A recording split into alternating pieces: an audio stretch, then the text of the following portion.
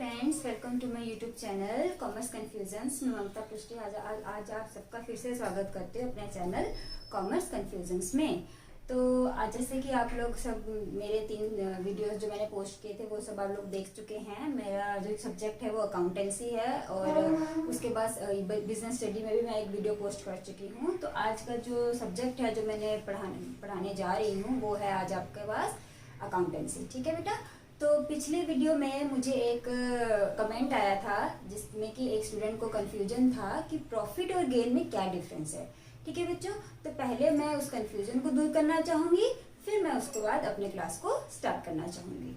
ठीक है, तो प्रॉफिट एंड गेन्स में बच्चों क्या डिफरेंस है। प्रॉफिट होता है जो हमने पूरे साल का जो निकाला होता है ना, हमारे पास कितने रेवेन्यू आई, उसमें से हमारे पास कितने इनकम खर्चे हुए, मीन्स के एक्सपेंसेस हुए। जब हम रेवेन्यू में से माइनस करते हैं हमारे खर्चों को, वो जो फिगर निकल के आते हैं हमारे पास में कि पूरे साल का, ठीक है, पर्टिकुलर पीरियड का जो हमारे पास निकल के आता है वो होता है हमारे पास प्रॉफिट। ठीक है, बट जबकि गेन क्या होता है, जब एक पर्टिकुलर पॉइंट ऑफ टाइम पे हमें जब एक कुछ ना कुछ हमें फायदा हो रहा है। जैसे कि फॉर एग्जांपल हमारे पास एक मशीनरी थी, ठीक है, ओल्ड मशीनरी थी, हमने उसको बेचा तो उसकी वैल्यू अगर हम देखें तो आज के डेट में उसकी वैल्यू सपोज अगर 10,000 रुपीज थी, हम अगर हमने उसको 12,000 में बेचा तो वो जो वैल्यू जो गेन हुआ हमें 2,000 का, तो वो हो गया गेन। जब हमें एक पर्टिकुलर पॉइंट पे हमें जब कोई फायदा होता है उसको हम कहते हैं गेन। और जब हमें पर्टिकुलर पीरियड में, जब पूरे पीरियड में फॉर एग्जांपल एक साल में या 6 महीने में जो हमारे पास फिगर निकल के आता है, नेट फिगर जो हमारे पास होती है वो होती है हमारी क्या, प्रॉफिट। तो आई थिंक अब आपको डिफरेंस समझ में आ गया होगा प्रॉफिट और गेन में क्या डिफरेंस है। ठीक है बच्चों, गेन जो है वो प्रॉफिट का एक पार्ट होता है। ठीक है, तो अब शायद ये जो कंफ्यूजन है वो आपको समझ में आ गया होगा, क्लियर हो गए होगे आपकी कंफ्यूजन। तो अब हम आते हैं हमारे टॉपिक पे जो कि आज अकाउंटेंसी पे है। तो बच्चों कुछ थ्योरीज जो थी वो हमारी अब थोड़ी सी बच गई थी, कि जैसे कि वो मैंने कुछ इसमें नोट कर ली हुई है, वो मैं थ्योरी आज करवा दूंगी। तो होप कि आज थ्योरी पार्ट हमारे पूरा खत्म हो जाए और फिर हम नेक्स्ट जो हमारे सेशन है उसमें हम अपने प्रैक्टिकल स्टार्ट कर सकें। ठीक है बच्चों, तो सबसे पहले जो हमारी थ्योरी है वो आ जाती है क्या, बुक कीपिंग। ठीक है बच्चों, तो बुक कीपिंग क्या होता है सबसे पहले ये समझेंगे, उसके बाद हम आगे चलेंगे। ठीक है, बुक कीपिंग जैसे कि नाम सजेस्ट कर रहा है, बुक को रखना, मीन्स की बुक को संभालना, बुक की मेंटेनेंस करना। ठीक है, तो अब ये बुक क्या है, बुक मीन्स यहाँ पे अकाउंट्स आ जाता है, मीन्स की जो ट्रांजेक्शन्स, ठीक है, जो ट्रांजेक्शन्स आ जाती हैं उसको जब हम ट्रांजेक्शन्स की रिकॉर्डिंग करके रखते हैं। ठीक है बच्चों, जब हम ट्रांजेक्शन्स की रिकॉर्डिंग करके रखते हैं, जैसे जैसे ट्रांजेक्शन होती गई वैसे वैसे हम उसकी रिकॉर्डिंग करते गए। जस्ट कोई भी, जैसे हमने पहले हमने कैश बिजनेस में हमने कैश इन्वेस्ट किया, फिर उसके बाद हमने कुछ परचेज किया, उसके बाद हमने कुछ सेल किया, तो डेट वाइज जब हम उसकी रिकॉर्डिंग करके रखते हैं तो उसको ही हम पूरे प्रोसेस को ही हम कहते हैं बुक कीपिंग।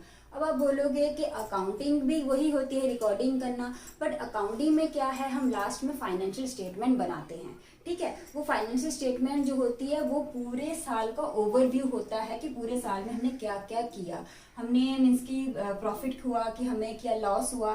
ठीक है, वो पूरा जो एंड में हमारे पास निकल के आता है ना, उस पूरे को हम कहते हैं अकाउंटेंसी। बट बुक कीपिंग क्या होती है, सिर्फ और सिर्फ इतना होता है कि हमने रिकॉर्डिंग करनी होती है। ठीक है, हमने एक सिस्टमेटिक रिकॉर्डिंग करके रखनी होती है, जिसको हम कहते हैं हमारा फर्स्ट स्टेज उसमें होती है क्या, जर्नल। तो हमने जर्नल कर लिया कि हमारे पास ये ट्रांजेक्शन हुई, उसके बाद जब हम जर्नल से लेजर पोस्टिंग कर देते हैं, वो सब हम आगे प्रैक्टिकल में करेंगे। ठीक है, तो बच्चों घबराना बिल्कुल भी नहीं है। तो जर्नल के बाद हमारे पास आता है लेजर पोस्टिंग में हम उसके बाद हर एक अकाउंट का हम क्या करते हैं, हिसाब रखते हैं, हर एक अकाउंट को हम रिकॉर्डिंग करके रखते हैं। तो बस उतने ही को हम क्या कहते हैं, बुक कीपिंग। ठीक है बच्चों, अब बुक कीपिंग के ऑब्जेक्टिव्स क्या है, बुक कीपिंग का ऑब्जेक्टिव ये रहता है कि हमारे पास सबसे पहले कि एक परमानेंट रिकॉर्ड रह जाता है। ठीक है बच्चों, एक परमानेंट हमारे पास रिकॉर्ड रह जाता है, क्योंकि जैसे ट्रांजैक्शन होती गई सिस्टमेटिक वे से हम उसको क्या करते गए, हम उसको रिकॉर्ड करते गए। तो हमारे पास क्या है, वो चाहे 1 साल हो, 2 साल हो, 3 साल हो, जितने भी साल हो जाए, क्योंकि हमने उसकी रिकॉर्डिंग करके रखी हुई है, हमने उसकी बुक कीपिंग करके रखी हुई है, तो हमारे पास क्या है, एक रिकॉर्ड रह गया। तो वो जो कि परमानेंट है, वो चाहे हम जब भी चाहें उसको यूज कर सकते हैं। ठीक है, तो ये एक बड़ा ऑब्जेक्टिव होगा बुक कीपिंग का। नेक्स्ट ऑब्जेक्टिव हमारे पास क्या होता है कि साउंडनेस ऑफ फॉर्म जो है वो बनी रहती है। अब साउंडनेस ऑफ फॉर्म क्या है, साउंडनेस का मतलब यही होता है कि मीन्स कि सही तरीके से जो है बिजनेस जो चलती है वो चलती रहती है। जैसे कि अब जब भी हमने एसेट जो है एक्वायर किया, मीन्स कि हमने जब एसेट परचेज किया तो हमने तभी उसको रिकॉर्ड किया, हमने लाइबिलिटी जब पे की हम तभी उसको रिकॉर्ड किया। तो एक साउंडनेस मीन्स कि एक उसमें करेक्टनेस जो है फॉर्म के रिकॉर्डिंग में वो हमारी आ जाती है। तो मेन ऑब्जेक्टिव हमारे क्या हो जाते हैं कि एक परमानेंट रिकॉर्ड हमारे पास रह जाता है।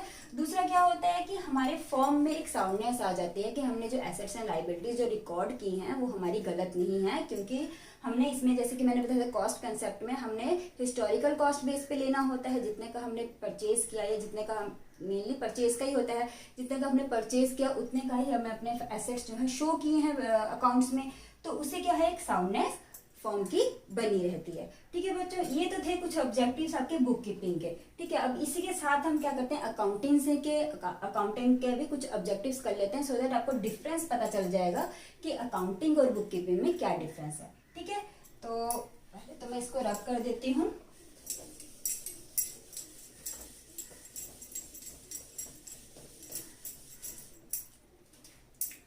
आपका आ गया अकाउंटिंग का तो मीनिंग मैंने बताया था, पूरा प्रोसेस जिसमें हम क्या करते हैं रिकॉर्डिंग करते हैं, उस क्लासीफाइंग उसको पहले उसको डिफरेंट ग्रुप्स में उसको डिवाइड करते हैं, उसके लेजर को डिफाइन करते हैं, लास्ट में उसका एक पूरा एक जिसको कहते हैं ना प्रिसाइज फॉर्म में एक स्टेटमेंट बना के उसको प्रेजेंट करते हैं, सो दैट जो उसके फाइनल कंज्यूमर हैं, जो उसके फाइनल जो कस्टमर्स हैं या जो भी इन्वेस्टर्स हैं जिनको ये फाइनेंशियल स्टेटमेंट की जरूरत है, वो उसे जान सके कि बिजनेस में क्या हो रहा है, बिजनेस ठीक चल रही है कि खराब चल रही है, कि उसमें प्रॉफिट हो रहा है कि लॉस हो रहा है कि क्या है, वो सब कुछ हमें अकाउंटिंग में पता चल जाता है। तो जैसे कि मैंने इसमें बताया ही था, तो अब इसके कुछ ऑब्जेक्टिव्स हैं जो मैंने कुछ पॉइंट्स में नोट किए हैं, वो मैं आपको बताती हूँ। ठीक है, तो फर्स्ट पॉइंट इसका आ गया क्या कि इसमें भी हमारे पास क्या रहता है, एक सिस्टमेटिक रिकॉर्ड रहता है, क्योंकि बुक कीपिंग जो है सिस्टमेटिक रिकॉर्ड, बुक कीपिंग जो है वो एक अकाउंटिंग का पार्ट है, क्योंकि पहले हम बुक कीपिंग करेंगे, हम रिकॉर्डिंग करेंगे, उसके बाद हम अकाउंटिंग के पोर्शन पे आएंगे।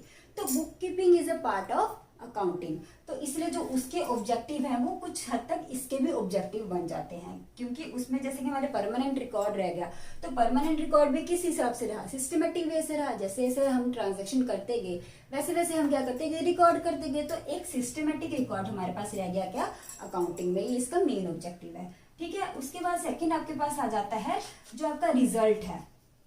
ठीक है ना, उसमें आपको क्या है रिजल्ट को आप, क्योंकि आपके पास रिकॉर्ड रह गया तो एट लास्ट हम उससे क्या है रिजल्ट निकाल सकते हैं। ठीक है, हमारे पास क्या रिजल्ट आया, क्योंकि हमारे पास रिकॉर्डिंग है हर चीज की, तो जब हम सब हर चीज को क्या करेंगे क्लासिफाई कर देंगे, सबको अलग अलग वे में डिस्ट्रीब्यूट कर देंगे लेजर बना के, तो उससे क्या होगा एट लास्ट जब हमारे पास फाइनेंशियल स्टेटमेंट बनेगी तो हमारे उससे रिजल्ट पता है, रिजल्ट चलेगा हमारे पास कि हमें एट लास्ट प्रॉफिट हुआ कि लॉस हुआ, तो एक रिजल्ट जो है वो मेंटेन हो जाता है इसमें। ठीक है, रिजल्ट जो है वो मेंटेन हो जाता है।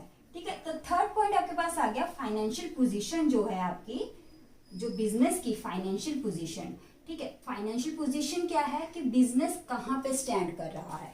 ठीक है, बिजनेस कहाँ पे स्टैंड कर रहा है, बिजनेस एक अच्छे पोजीशन में स्टैंड कर रहा है कि लो पोजीशन में स्टैंड कर रहा है, या फिर बिजनेस ओके है, ना ही इसमें प्रॉफिट हो रहा है ना ही इसमें लॉस हो रहा है, तो बिजनेस कहाँ खड़ा है हमारा, तो उसकी पोजीशन जो है फाइनेंशियल पोजीशन, फाइनेंशियल होगी पैसे से रिलेटेड, तो हमारे अकाउंटिंग तो है ही पैसे से रिलेटेड, फाइनेंशियल ही है, तो फाइनेंशियल पोजीशन क्या है बिजनेस की वो हमें पता चल जाता है किससे, अकाउंटिंग में। ठीक है, तो इसका फोर्थ पॉइंट क्या है बेटा आपके पास कि आपको इसमें क्या होता है पोर्ट्रे लिक्विडिटी ऑफ बिजनेस।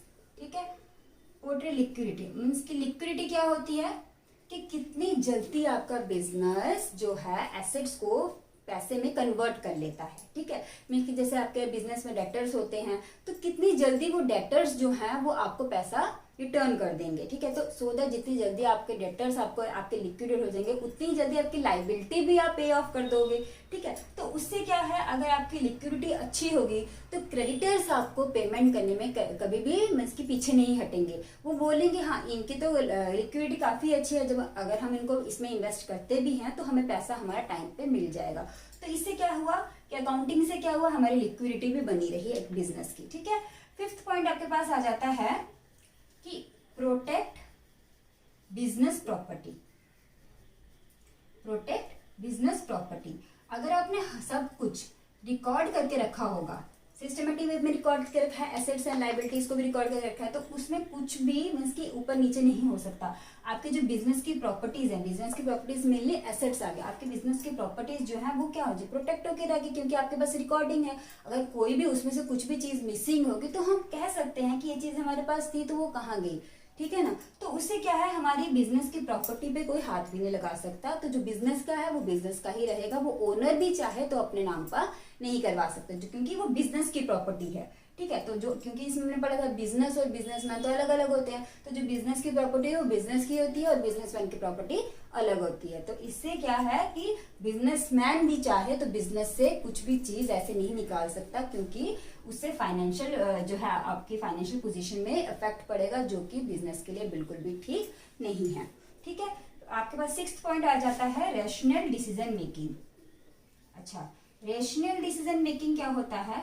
सबसे पहले अगर तो आपके पास अकाउंटेंसी है, आपने रिकॉर्ड करके रखा है, ठीक है, तो अगर रिकॉर्ड करके रखा है तो उससे लास्ट में आपको रिजल्ट जब आपका आ गया तो आप डिसीजन ले सकते हो कि हम इसको बिजनेस को आगे बढ़ाएं या इसको एक्सटेंड करें या अपने ही मार्केट में रखें कि आगे मार्केट में भी फैलाएं। तो एक डिसीजन मेकिंग ये बन गया। रैशनल डिसीजन मेकिंग क्या है, रैशनल हो गया विदाउट बायसनेस, किसी में बायसनेस नहीं होगी, हम रैंडमली कुछ भी डिसीजन ले सकते हैं, ठीक है, जिसमें इसका मतलब ये होता है कि बायसनेस नहीं होगी आप में, मींस कि किसी के साथ जैसे होता है ना एक चीटिंग टाइप का, वो नहीं हो सकता। डिसीजन जो है वो रैशनल होगा, किसी के बारे में सोच के नहीं होगा, जो बिजनेस के लिए अच्छा होगा वही होगा रैशनल डिसीजन मेकिंग, ठीक है। आपके पास 7th पॉइंट आ जाता है सेटिस्फाई रिक्वायरमेंट ऑफ लॉ।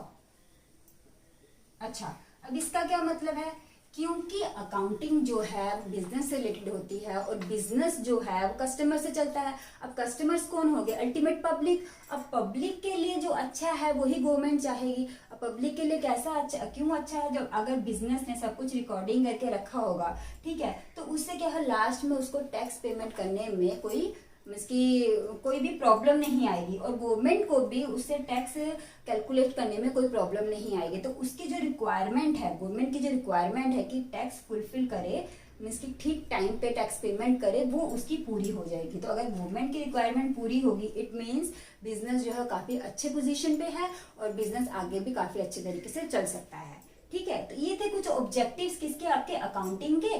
तो आई होप ये आपको समझ में आ गया होगा, ठीक है। अब हम चलते हैं इसके नेक्स्ट टॉपिक पे।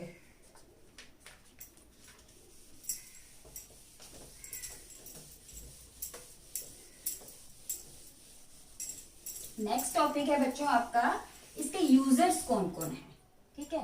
अब इसके कोई अकाउंटिंग तो कर रहे हैं, किसके लिए कर रहे हैं, ठीक है ना, किसके लिए कर रहे हैं या फिर इसकी इंपॉर्टेंस क्या है।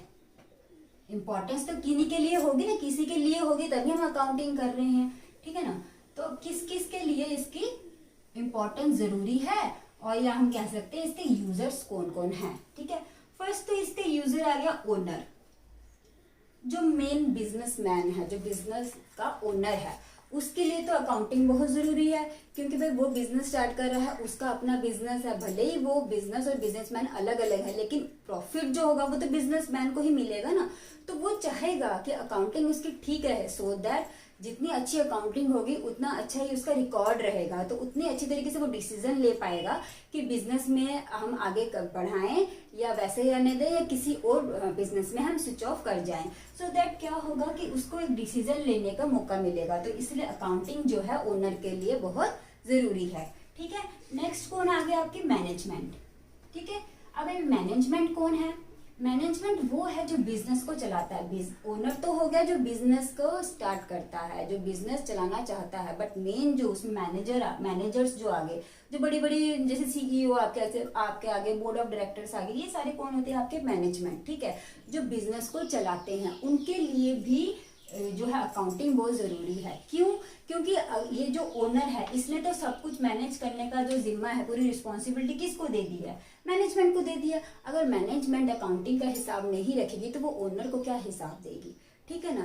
तो इसीलिए मैनेजमेंट के लिए अकाउंटिंग जरूरी है बहुत, ताकि वो हिसाब रख सके और जब भी ओनर चाहे तो वो मैनेजमेंट से अपना हिसाब मांग सकता है कि बिजनेस अभी किस पोजीशन पे है, बिजनेस के भी फाइनेंशियल कंडीशन क्या है। सो अगर ये सब कुछ अकाउंटिंग का उसने प्रोसेस पूरा करके रखा होगा तो वो इजीली ओनर को क्या कर सकता है, बता सकता है कि बिजनेस अभी किस पोजीशन पे है। ठीक है, तो थर्ड कौन आ गए इसके यूजर, थर्ड आ गया आपके क्रेडिटर्स। ठीक है, अभी क्रेडिटर्स कौन है, जैसे कि मैंने बताया था, क्रेडिटर्स कौन है, जिन्होंने पैसा दिया होता है बिजनेस को, या फिर जिन्होंने उधार, जिनसे हमने उधार पे लिया होता है। सिंपल सी बात है, या तो जिन्होंने हमें पैसा दिया होगा, हमने उसको वापस करना है इन फ्यूचर, या तो वो लोग होंगे जो हमारे कस्टमर्स, जो सप्लायर्स है, जिन्होंने हमें चीजें दी हैं, इसलिए कुछ ना कुछ हमें दिया है जिसकी वजह से हमें फ्यूचर में उनको देना पड़ेगा, हमें उनको वापस करना पड़ेगा। तो इट मीन्स इन्होंने हमारे बिजनेस में क्या किया है, पैसे दिए हैं। अब बिजनेस में कोई तो ऐसे तो पैसे नहीं ना देगा, पैसे तभी देगा जब उसको कुछ ना कुछ फायदा होगा। तो इनको फायदा कैसे पता लगेगा कि बिजनेस फायदे में है कि नुकसान में है, अकाउंटिंग से ही पता लगेगा। अगर अकाउंटिंग ठीक होगी, अकाउंटिंग सब कुछ सिस्टमेटिक वे से रिकॉर्ड हो रहा होगा, उनको भी पता लगेगा हाँ बिजनेस में प्रॉफिट हो रहा है, तो अगर हम इसमें यहाँ पे पैसा देते भी हैं तो कल को हमारे पैसे हमें रिटर्न हो जाएंगे। तो इसलिए क्रेडिटर्स को भी क्या है, अकाउंटिंग बहुत जरूरी है। ठीक है, फोर्थ आ गए कौन आपके, एम्प्लॉयज। अच्छा, अब एम्प्लॉयज कौन है, एम्प्लॉयज वो लोग हैं जो बिजनेस में काम करते हैं। ठीक है, ओनर तो हो गया जिसने जो बिजनेस स्टार्ट करता है, मैनेजमेंट वो हो गए जो बिजनेस को संभालते हैं। अब उनके अंडर कौन आ जाते हैं, एम्प्लॉयज, जो काम करते हैं, जो एक्चुअल में काम करते हैं। ठीक है, अब जो एक्चुअल में काम करते हैं उनको क्या फायदा है अकाउंटिंग से, देखो अगर उनको ये फायदा है, उनको अपनी सैलरी से मतलब है, एम्प्लॉयज को क्या अपनी सैलरी से मतलब है या तो अपने वेजेस से मतलब है। अगर उनको ये पता, उनको अकाउंटिंग का पता चलेगा तब कि अकाउंटिंग अच्छी है, इट मीन्स बिजनेस प्रॉफिटेबल है, तो तभी वो एम्प्लॉयज यहाँ इस कंपनी में काम करेंगे, अदरवाइज ये कंपनी छोड़कर कहीं और कंपनी में चले जाएंगे। क्यों, क्योंकि अगर प्रॉफिट में बिजनेस होगा तभी तो इनको इनकी सैलरी मिलेगी। अगर प्रॉफिट में बिजनेस नहीं होगा, बिजनेस लॉस में होगा, तो इनको इनकी सैलरी जो है वो टाइम पे नहीं मिल पाएगी। तो जिसकी वजह से इनको अकाउंटिंग के बारे में जानना बहुत जरूरी है। ठीक है, तो इसलिए इनके लिए भी बहुत इंपॉर्टेंट है क्या, अकाउंटिंग। ठीक है, फिफ्थ आपका यूजर आ गया कौन, इन्वेस्टर्स। अच्छा, अभी इन्वेस्टर्स कौन है, जैसे कि आपने सुना होगा कि हम बड़े बड़े शेयर्स में क्या करते हैं, इन्वेस्ट करते हैं, पैसा वहां पे लगाते हैं। हम पैसा क्यों लगाते हैं शेयर्स पे, कौन से शेयर्स पे लगाते हैं, जिस शेयर में हम देखते हैं कि हमें फायदा हो रहा होता है। और वो हमें कैसे पता चलता है, उसकी अकाउंटिंग देख के, उसके फाइनेंशियल पोजीशन देख के, उसके फाइनेंशियल स्टेटमेंट देख के। ठीक है, तो इसका मतलब इन्वेस्टर्स को भी अकाउंटिंग उतनी ही जरूरी है जितने बाकी सब लोगों को जरूरी है, क्योंकि वो पैसा तभी लगाएगा जब बिजनेस प्रॉफिटेबल होगा। अगर बिजनेस प्रॉफिटेबल नहीं होगा तो वो पैसा नहीं लगाएगा। ठीक है, तो इसलिए उनके लिए अकाउंटिंग बहुत जरूरी है। नेक्स्ट आपका आ जाते हैं कौन, गवर्नमेंट। अच्छा, अब गवर्नमेंट को क्यों जरूरी है, गवर्नमेंट को इसलिए जरूरी है क्योंकि मेनली तो गवर्नमेंट काम ही यही है कि टैक्स कलेक्शन, वो टैक्स के लिए ही ये सब कुछ देखती है। कि अगर अकाउंटिंग उनकी ठीक होगी, ठीक है, तो उससे क्या होगा, उनको पता लगेगा कि बिजनेस की पोजीशन क्या है, तो उसमें कितना टैक्स चार्ज किया जाए। ठीक है, कभी कभी अकाउंटिंग वो क्या करते हैं, लो प्रॉफिट शो कर देते हैं, तो उससे क्या होता है, गवर्नमेंट को कम टैक्स जाता है। अगर गवर्नमेंट को कम टैक्स जाएगा तो गवर्नमेंट के पास रेवेन्यू क्या हो जाएगी, कम हो जाएगी। तो इसलिए वो भी चेक करती है कि बिजनेस की अकाउंटिंग क्या है, ठीक है कि नहीं ठीक है। अगर ठीक है तो फिर ठीक है, अगर नहीं है तो उसमें क्या प्रॉब्लम आ रही है, तो वो चीज भी, इसीलिए उसको लिए भी, गवर्नमेंट के लिए भी अकाउंटिंग को जानना बहुत जरूरी है। ठीक है, नेक्स्ट आपके आ जाते हैं कौन, कंज्यूमर्स। कंज्यूमर्स या कस्टमर्स जिसको आप बोल सकते हैं एट लास्ट, क्योंकि कंज्यूमर्स जो है जिसको हम बोलते हैं customer is the king of the business. Customer ही जो है वो बिजनेस का किंग है, क्योंकि अगर कस्टमर्स नहीं होंगे तो बिजनेस चलाने का कोई फायदा ही नहीं है। हम जो सेल करते हैं वो किसको करते हैं, अल्टीमेट कस्टमर्स को करते हैं। सो दैट हमें फायदा कहाँ से होता है, अल्टीमेट कस्टमर से होता है। ठीक है ना, तो कंज्यूमर्स कौन होंगे, वही अल्टीमेट कस्टमर्स जो कि यूज करते हैं। ठीक है, जो कि बिजनेस के प्रोडक्ट यूज करते हैं। अगर बिजनेस अच्छा नहीं होगा तो वो मीन्स की अकाउंटिंग उनके लिए, बिजनेस अच्छा नहीं होगा तो वो अगले किसी प्रोडक्ट में स्विच ऑफ कर जाएंगे। ठीक है, तो इसलिए कंज्यूमर्स को के लिए भी अकाउंटिंग बहुत जरूरी है। तो ये थे कुछ यूजर्स जिनके लिए अकाउंटिंग बहुत ज़रूरी है जानना, मीन्स कि फाइनेंशियल स्टेटमेंट को जानना कि बिजनेस आजकल किस पोजीशन में है। जैसे कि मैं आपको कस्टमर के एग्जांपल देती हूँ, ठीक है। आप देख रहे होंगे कि जैसे जैसे सैमसंग के प्रोडक्ट ने क्या किया, नोकिया के प्रोडक्ट को क्या कर दिया, डाउन कर दिया। तो कैसे किया, क्योंकि नोकिया का प्रोडक्ट जो है अपने मोनोपोली बना चुका था 2006 के टाइम में। तो उससे क्या हुआ कि जैसे जैसे प्रोडक्ट्स और बढ़ते गए तो कस्टमर को पता लगा कि नोकिया के प्रोडक्ट्स के से भी अच्छे प्रोडक्ट्स जो है मार्केट में आ रहे हैं।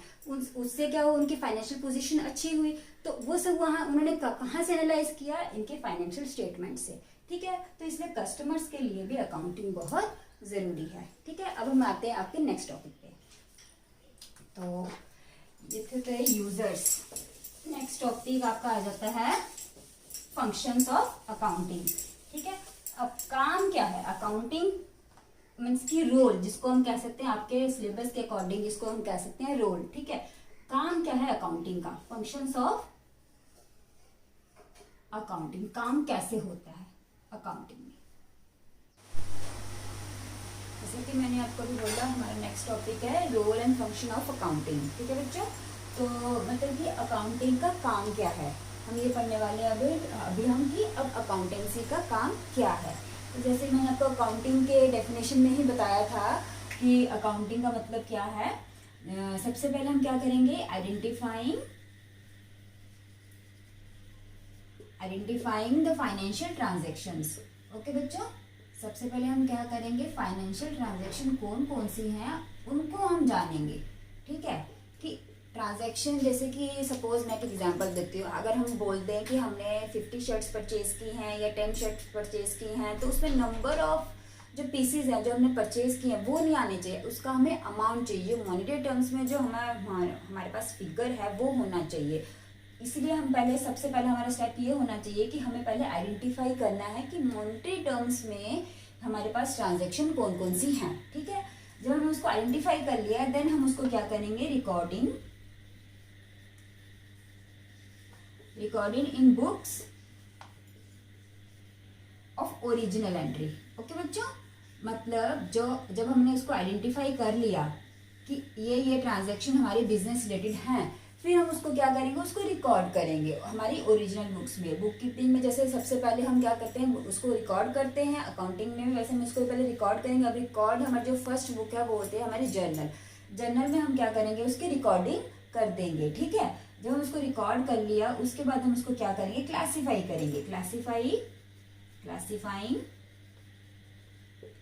इंडिविजुअल अकाउंट्स मीन्स कि जैसे हमने तो ट्रांजैक्शंस मतलब कि रिकॉर्ड कर ली। अब कितने टाइप्स की ट्रांजैक्शंस होती हैं, सेल की होती हैं, परचेज की होती हैं, या फिर किसी एक्सपेंसेस की होती हैं, जैसे कि सैलरी होगी, रेंट हो गया, आपका इंश्योरेंस हो गया। इन सब के भी आपके क्या होते हैं, अकाउंट्स होते हैं। जब हमने एंट्री कर ली तो उसके बाद एक एक इंडिविजुअल अकाउंट्स के ऊपर हम काम करेंगे। उसको हर एक इंडिविजुअल अकाउंट को हम क्या करेंगे, प्रिपेयर करेंगे, ठीक है। उसको कहते हैं हम लेजर पोस्टिंग करना, ठीक है। फिर जब हमने इंडिविजुअल अकाउंट बना लिया, देन हम उसके बाद कहाँ पे क्या करेंगे, इसको प्रिपेयरिंग फाइनेंशियल स्टेटमेंट्स, ठीक है बच्चों। उसके बाद हम क्या करेंगे, फाइनेंशियल स्टेटमेंट की प्रिपेयरिंग करेंगे। फाइनेंशियल स्टेटमेंट बच्चों क्या होंगे, हमारे जो trading and profit loss account होता है या बैलेंस शीट होती है, वो होता है हमारा फाइनेंशियल स्टेटमेंट। जब हमने एंट्री कर ली, उसके बाद हमने इंडिविजुअल अकाउंट्स बना लिए, देन उसके बाद हमारा लास्ट प्रोसेस क्या हो जाता है, हमारा फाइनेंशियल स्टेटमेंट्स बनाना, जो कि आगे हमारे यूजर्स के लिए हेल्पफुल होता है, ठीक है। तो फाइनेंशियल स्टेटमेंट बना लिया हमने, उसके बाद उसको क्या करेंगे, कम्युनिकेट कर देंगे कि इनको फाइनल यूजर्स को हम क्या करेंगे, उसको कम्युनिकेट कर देंगे, communicating to final users. Okay बच्चों, ये है अकाउंटिंग का मेन काम। सबसे पहले हम क्या करेंगे, फाइनेंशियल ट्रांजैक्शन को हम आइडेंटिफाई करेंगे कि कौन कौन से ट्रांजैक्शन हैं जो बिजनेस रिलेटेड हैं और जो मॉनिटरी टर्म्स में हैं। फिर उसके बाद उसकी रिकॉर्डिंग करेंगे। रिकॉर्डिंग करने के बाद सब वो एक ही जगह रिकॉर्डिंग हुई होगी, फिर उसको हम इंडिविजुअली रिकॉर्ड करेंगे, इंडिविजुअली उसको ट्रांसफर करेंगे लेजर पोस्टिंग के थ्रू। जब लेजर पोस्टिंग हमारी हो जाएगी, बैलेंसिंग हो जाएगी, देन हम फाइनेंशियल स्टेटमेंट बनाएंगे, जिससे कि हमें पता लगेगा कि अल्टीमेटली हमें प्रॉफिट हुआ है कि लॉस हुआ है। देन जब हमारा फाइनेंशियल स्टेटमेंट बन गया, उसके बाद हम उसको कम्युनिकेट कर देंगे जो हमारे एंड यूजर्स थे, जैसे कि मैंने आपको बताया हमारे कौन कौन से यूजर्स थे, ठीक है। वो जो आई थिंक अब आपको फंक्शंस ऑफ अकाउंटिंग समझ में आ गया होगा। चलो अब हम चलते हैं हमारे नेक्स्ट टॉपिक पे।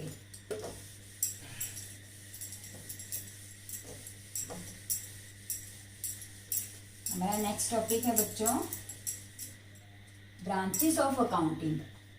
ठीक है, ब्रांचेस ऑफ अकाउंटिंग या फिर हम जिसको बोल सकते हैं टाइप्स ऑफ अकाउंटिंग। कितने टाइप्स के अकाउंटिंग होती हैं? ठीक है, इसके मेनली थ्री टाइप्स होते हैं। एक होते हैं फाइनेंशियल अकाउंटिंग, दूसरी होती है हमारे पास cost accounting, then third one is management accounting. Okay बच्चों, अब ये फाइनेंशियल अकाउंटिंग क्या है, कॉस्ट अकाउंटिंग क्या है, मैनेजमेंट अकाउंटिंग क्या है, तो बच्चों घबराना बिल्कुल भी नहीं है, कुछ मुश्किल नहीं है, बहुत इजी है। बस अभी तो इस फिलहाल आपके 11th के सिलेबस में सिर्फ इतना ही है, इसके मीनिंग जान लो। आगे जाके जब आप ग्रेजुएशन करोगे तब उसमें आपके ये सब्जेक्ट्स बन जाएंगे। ठीक है बच्चों, तो सबसे पहले फाइनेंशियल अकाउंटिंग क्या है, यहाँ से ही पता लग रहा है, नाम से ही पता लग रहा है कि फाइनेंशियल स्टेटमेंट जो प्रोवाइड करते हैं हमें कि साल के एंड में हमें प्रॉफिट हुआ या लॉस हुआ, वो जो स्टेटमेंट हमें प्रोवाइड करते हैं वो हमारे फाइनेंशियल अकाउंटिंग, जो कि हमारे एंड यूजर्स को चाहिए होते हैं। ठीक है, कॉस्ट अकाउंटिंग क्या हो गया, जैसे कि नाम से पता लग रहा है कॉस्ट, इट मीन्स हमें पर यूनिट कॉस्ट जिसमें कैलकुलेट करनी होती है। हमने जो भी चीज़ मैन्युफैक्चर की है, जो भी चीज़ हमें प्रोड्यूस की है, ठीक है, हमने उसको यूनिट्स में प्रोड्यूस किया कि हमने 10,000 यूनिट्स के चीज़ें बनाई या 20,000 यूनिट्स की चीज़ें बनाई, तो उसमें क्या हो, पर यूनिट हमारी कॉस्ट कितनी आई है वो उसकी अकाउंटिंग जो आ जाती है वो होती है हमारी कॉस्ट अकाउंटिंग। ठीक है बच्चों, एंड थर्ड वन जो मैनेजमेंट अकाउंटिंग है, तो मैनेजमेंट अकाउंटिंग क्या है, नाम से पता लगा जैसे मैनेजमेंट के लिए है, तो ये मैनेजमेंट के लिए कैसे, जैसे कि मैनेजमेंट को पता होना चाहिए कि हमारी जो हमारे जो स्टॉक है वो कितनी जल्दी हमें लिक्विडेट, हमें पैसा रिकवर करने में हमारी हेल्प करते हैं, डेटर्स कितनी जल्दी हमें पैसा देते हैं, सो दैट हम उतनी ही जल्दी हम क्रेडिटर्स को क्या करें, उनकी पेमेंट कर सकें। तो ये उनको लिए ये जानने के लिए बहुत ज़रूरी होता है। वैसे तो ये बहुत इंपॉर्टेंट है, सबसे ज़्यादा इंपॉर्टेंट यही है टैक्स के लॉ में, टैक्स यानी कि लॉ के आइज में देखा जाए तो ये उनके लिए सबसे इम्पोर्टेंट है। ये दोनों जो है अभी के मॉडर्न ट्रेंड में चल रहे हैं, क्योंकि कंपनी को चाहिए कि जहाँ पे उनकी फाइनेंशियल अकाउंटिंग लोगों के लिए ज़रूरी है, वैसे उनके लिए कॉस्ट अकाउंटिंग और मैनेजमेंट अकाउंटिंग भी बड़ी ज़रूरी है। तो जो ये थे कुछ मीनिंग जो कि आपके ब्रांचेस के हैं, किसके, ब्रांचेस ऑफ अकाउंटिंग। ठीक है बच्चों, उसके बाद आपका नेक्स्ट टॉपिक आ जाता है जो है इसका नेक्स्ट टॉपिक आता है qualitative characteristics of accounting information. अच्छा, अब ये क्या है, कुछ नहीं है बच्चों, बहुत इजी है। Qualitative characteristics of accounting information.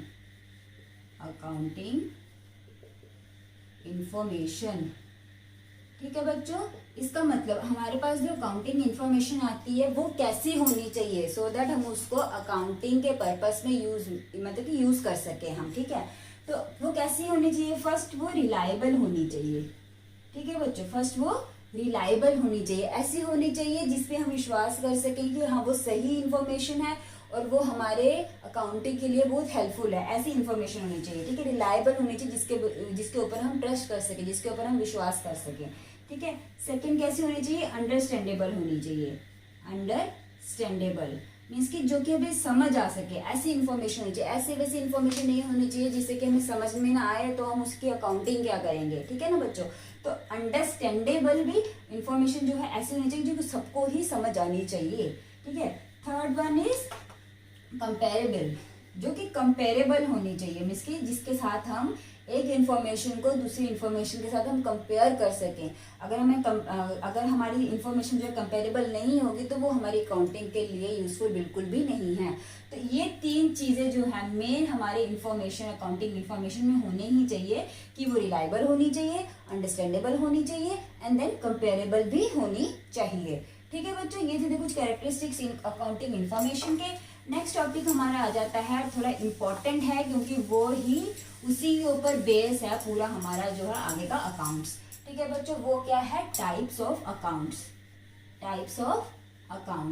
Accounts के कितने टाइप्स है, हम जब जैसे मैंने बताया कि इसमें एक स्टेप था हमारे पास classifying the individual accounts. Individual account जब हमें बनाना पड़ेगा तो उसके लिए हमें पता होना चाहिए हम किस टाइप का अकाउंट बना रहे हैं। ठीक है बच्चों, तो वो जो है मेन दो हिस्सों में डिवाइड है। मेन पर्सनल एंड दूसरा है इम्पर्सनल।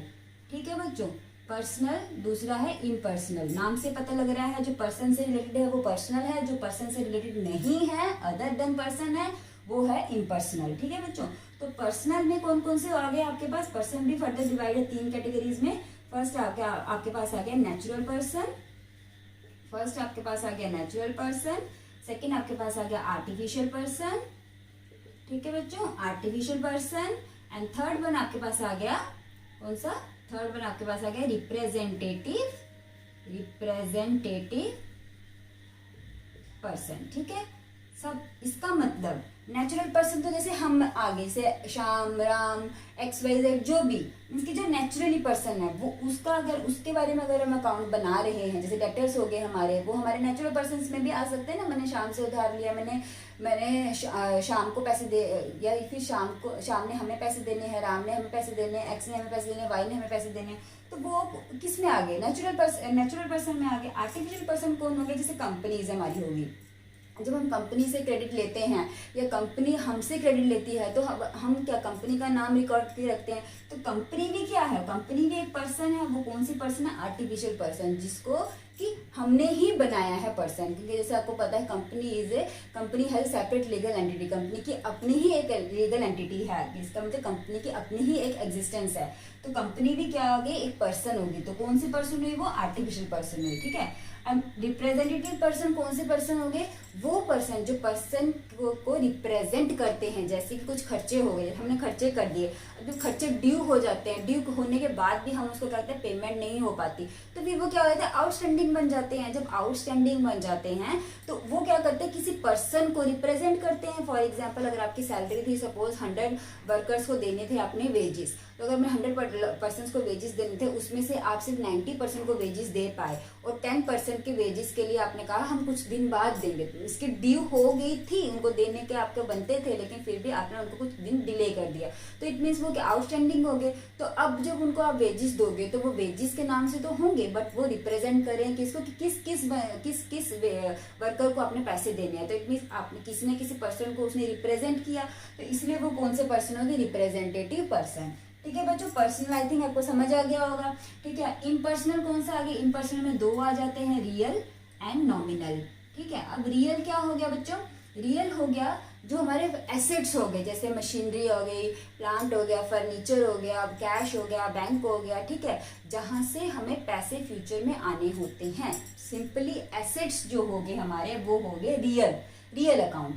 और नॉमिनल बचा क्या? जो हमारे खर्चे वगैरह होते हैं, जो हमारी इनकम आती है, हमारे लॉस हो गया, हमारा गेन हो गया, ये सब कुछ नॉमिनल में आ जाता है। ठीक है, अब एक मैं एग्जांपल दे देती हूँ इसमें आपकी। जैसे बैंक अकाउंट कौन सा अकाउंट है? वो है रियल अकाउंट। ठीक है बच्चों, बैंक अकाउंट रियल अकाउंट है। सैलरी जो है आपकी है नॉमिनल अकाउंट।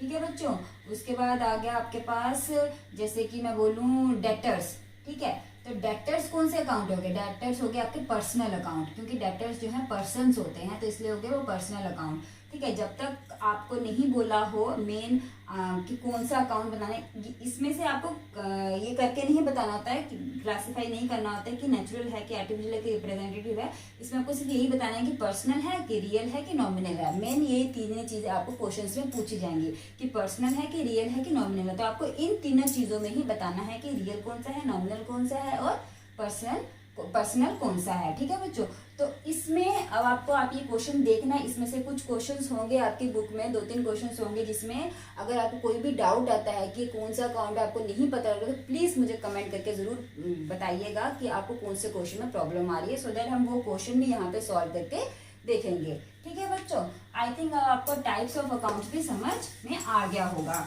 अब हम चलते हैं, ये तो था कुछ इंट्रोडक्शन ऑफ अकाउंटिंग के कुछ जो टॉपिक्स थे वो रह गए थे, जो कि मैंने डिस्कस नहीं किए थे।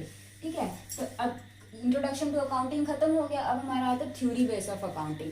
थ्योरी बेस ऑफ अकाउंटिंग में भी हम जो प्रिंसिपल्स हैं वो कर चुके हैं, जैसे कि मैंने जो भी आपको प्रिंसिपल्स करवाए थे, गोइंग कंसर्न, आपके लीगल एंटिटी, बिजनेस एंटिटी, जो भी मैंने करवाया था वो सब आपके प्रिंसिपल्स में आ गए। ठीक है, अब उन प्रिंसिपल्स को हम क्या कहेंगे? GAAP, gap. इसका क्या मतलब है? Generally accepted accounting principles.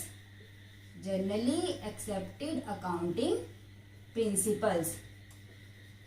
ठीक है बच्चों, अब इसका क्या मतलब है, सिंपल इस वर्ड्स आप इस लाइन से आपको पता लग रहा है जो कि एक्सेप्टेड है हमारे अकाउंटिंग में, मीन्स कि हम अकाउंटिंग में उसको एक्सेप्ट करते हैं। इसका क्या मतलब है, वो रूल्स एंड रेगुलेशंस जब हम अकाउंटिंग करते हैं तो हम उसको यूज करते हैं सो दैट हमारे अकाउंटिंग में क्या है, यूनिफॉर्मिटी बनी रहे, कंसिस्टेंसी बनी रहे, चेंजेस ना आए। क्योंकि अगर हम एक रूल को फॉलो करके अकाउंटिंग करेंगे तो जितने भी लोग आए जाए बिजनेस में उसे कोई फर्क नहीं पड़ता, क्योंकि उनको पता है रूल यही है, काम इसी तरीके से करना है।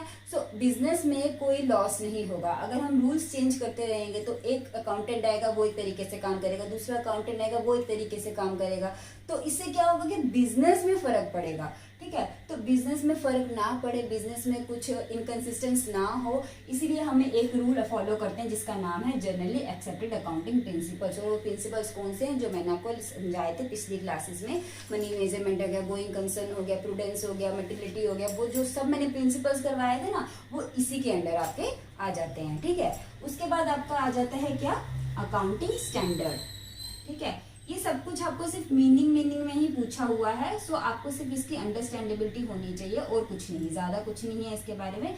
अकाउंटिंग स्टैंडर्ड्स क्या है, जब गैप है वो क्या है कि हमने एक कंपनी के लिए, एक फर्म के लिए, एक बिजनेस के लिए एक रूल्स एंड रेगुलेशन सेट कर दिए। ठीक है, अब पूरे कंट्री में एक ही जो कंपनी तो है नहीं जो अपने अपना एक रूल फॉलो करे, तो उसके लिए क्या है, ICAI यानी कि institution of chartered accountants of India and ICWAI माने institute of cost and works accountant of India, इन दोनों ये दोनों जो बॉडी हैं, इन दोनों बॉडीज ने मिलकर एक अकाउंटिंग स्टैंडर्ड बनाया जिसको हम बोलते हैं इंडियन अकाउंटिंग स्टैंडर्ड, जो कि पूरे इंडिया में फॉलो होगा। मीन्स कि पूरे इंडिया में one type of rules and regulations use होंगे, किसके लिए, हमारे अकाउंटिंग के परफॉर्मेंस के लिए। ठीक है बच्चों, तो इससे क्या होगा कि आप कहीं पे भी किसी के साथ भी डील कर लो तो अकाउंटिंग जो है आप दोनों की सेम रहेगी। आप, मेरी एक फर्म है, अदर पर्सन की उसकी अपनी फर्म है, तो अगर हम एक दूसरे के साथ डील करते हैं तो अगर मैं एक स्टेट में हूँ वो दूसरे स्टेट में, हम एक दूसरे के साथ भी डील करेंगे तो हमारी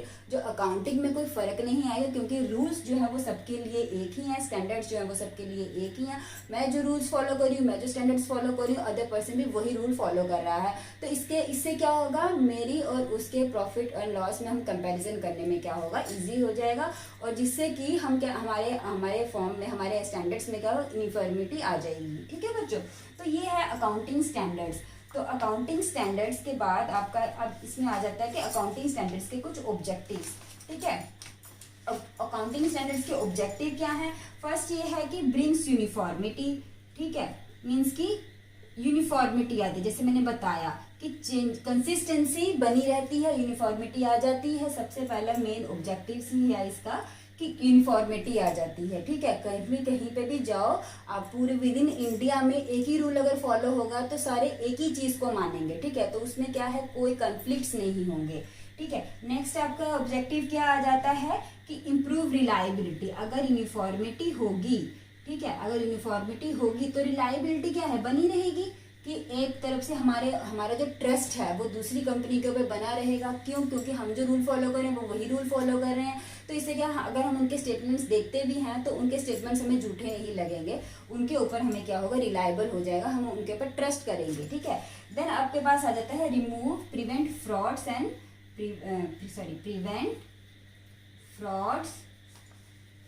प्रिवेंट फ्रॉड्स एंड मैनिपुलेशन। अगर कोई मैनिपुलेशन करता है, मीन्स कि अगर कुछ अकाउंट्स में इसके साथ छेड़छाड़ करता है तो वो भी हमें पता लग जाएगा, क्योंकि रूल्स जो है वो सेम है। अगर हमारे अकाउंटिंग कुछ कह रही है और उनकी अकाउंटिंग कुछ और कह रही है तो इससे हमें पता लग जाएगा कि उन्होंने अपनी अकाउंटिंग के साथ कुछ ना कुछ छेड़छाड़ की है, जिसके वजह से उनकी जो इन्फॉर्मेशन है वो ट्रू नहीं है, वो सच्ची नहीं है।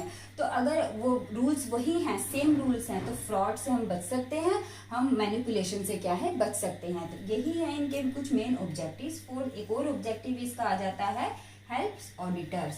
जो ऑडिटर्स होते हैं, ऑडिटर्स कौन होते हैं बच्चों? ऑडिटर्स वो लोग होते हैं जो अकाउंट्स चेक करते हैं कि आपने अकाउंटिंग, आपकी जो फाइनल स्टेटमेंट है वो ठीक है कि नहीं है। अगर आपने रूल्स फॉलो किए होंगे तो उनको बहुत हेल्प हो जाएगी चेक करने में कि हाँ ये रूल है तो ठीक है, इस रूल के अकॉर्डिंग ऐसा होना चाहिए था तो उन्होंने किया है, ये रूल है तो इस रूल के अकॉर्डिंग वैसा होना चाहिए तो वो उन्होंने किया है। तो रूल्स के अकॉर्डिंगली वो चेक करेंगे। अगर रूल सारे फॉलो हुए होंगे तो ऑडिटर्स को बहुत हेल्प हो जाएगा उनकी जो रिपोर्ट है वो बनाने में। ठीक है बच्चों, तो अकाउंटिंग स्टैंडर्ड के ये थे कुछ ऑब्जेक्टिव्स जो कि बहुत ज़रूरी हैं। क्यों अकाउंटिंग स्टैंडर्ड ज़रूरी है? इसके लिए इन चारों चीज़ों की वजह से जो है अकाउंटिंग स्टैंडर्ड ज़रूरी है, जो कि इसको हम क्या बोलते हैं? Indian accounting standards. इसमें टोटली हमारे 29 अकाउंटिंग स्टैंडर्ड्स हैं। उसके बाद कुछ 3 ऐड हुए थे, कभी ऐड हुए थे कि फिर लेस भी कर दिए थे, तो इसका मुझे टोटली पूरा पता नहीं है, लेकिन 29 जो है वो पूरे के पूरे सही हैं। अकाउंटिंग स्टैंडर्ड 1 जैसे होगा हमारा फुल डिस्क्लोजर्स, अकाउंटिंग स्टैंडर्ड 2 हो गया हमारा इन्वेंट्रीज, अकाउंटिंग स्टैंडर्ड 3 हो गया हमारा कैश फ्लो स्टेटमेंट। इस तरीके से है, वो आपको अभी इस क्लास में नहीं है।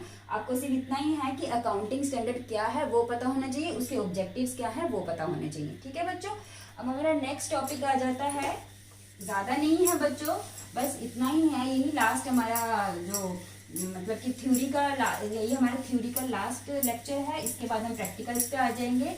तो बच्चों बोर नहीं होना है, क्योंकि अगर आपको थ्योरी नहीं पता होगी तो आप उसके प्रैक्टिकल्स कैसे करेंगे। ठीक है, उसके बाद आपका आ जाता है IFRS। अब ये IFRS क्या है? IFRS है इंटरनेशनल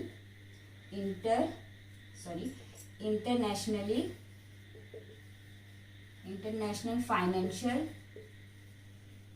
रिपोर्टिंग स्टैंडर्ड। ठीक है, अब ये क्या है? जैसे अकाउंटिंग स्टैंडर्ड था कि विद इन इंडिया अगर आपको कहीं पे भी अकाउंटिंग देखनी है तो रूल्स एंड रेगुलेशंस आपके सेम होंगे। वैसे ही अगर हम विद इन कंट्री सेल करते हैं, जैसे हमारी कंट्री सपोज किसी बाहर कंट्री के साथ डील करती है, जैसे हमारा एक्सपोर्ट इंपोर्ट का बिजनेस होता है, तो हम अगर हमारा एक अकाउंटिंग स्टैंडर्ड होगा, उस कंट्री का अपना एक अकाउंटिंग स्टैंडर्ड होगा, तो भी उसमें हम क्या कर सकते, कंपेयर नहीं कर सकते। तो इसीलिए क्या है, कुछ बड़ी कंट्रीज ने मिलकर क्या है, एक IFRS बनाया है। वो बॉडी का नाम क्या है? वो है बॉडी का नाम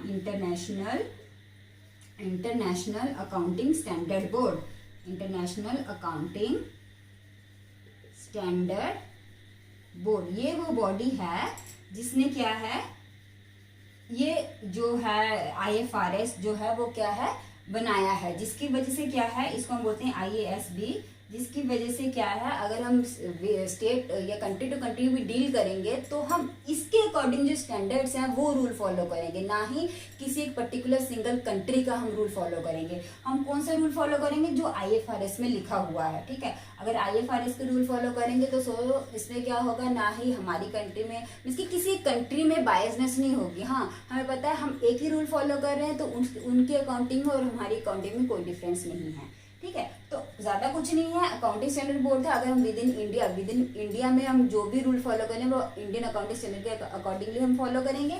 और अगर हमें कंट्री के बाहर जाना है, बाहर कहीं के साथ हमें एक्सपोर्ट इंपोर्ट करना है, तो वहां पे अगर हमें अकाउंटिंग करनी है तो IFRS के अकॉर्डिंगली जो स्टैंडर्ड्स होंगे उसके वे से हमें क्या करनी है, अकाउंटिंग करनी है। तो ये था IFRS जरूरी भी क्यों है, क्योंकि हमें इसमें क्या है, यूनिफॉर्मिटी बनानी है। वही जो उसके रूल्स थे वही इसी के ऑब्जेक्टिव्स वही आगे सेम आगे, बस डिफरेंस क्या है कि वो इंडिया में था और ये क्या है, इंटरनेशनली ये रूल फॉलो होते हैं। ठीक है, अब हमारे थ्योरी पार्ट का लास्ट टॉपिक आ जाता है आपके थ्योरी बेस ऑफ अकाउंटिंग का, वो है GST। ठीक है बच्चों, GST नाम तो आपने सुना ही होगा, अभी काफी आप सुनते ही होंगे। GST का मतलब क्या है? Goods and service tax, goods and service tax. ठीक है, अब ये गुड्स एंड सर्विस टैक्स क्या है? ये है एक इनडायरेक्ट टैक्स। जैसे कि आप इनडायरेक्ट टैक्स क्या होता है, एक तो टैक्स होता है ना डायरेक्ट टैक्स में, इसकी आप अपनी इनकम पे, आपकी इनकम जितनी हुई है उसके ऊपर जब आप टैक्स देते हो उसको बोलते हैं हम डायरेक्ट टैक्स।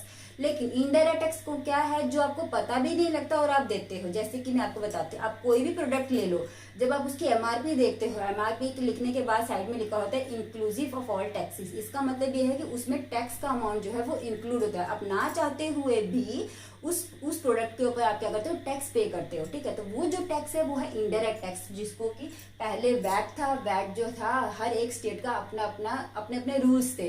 तो उससे क्या होता है कि जब हम इंटर स्टेट सेल करते थे तो उसमें बड़ी सारी कन्फ्लिक्ट्स आती थी कि हम कौन सी स्टेट का जो है रूल, वैट रूल फॉलो करें।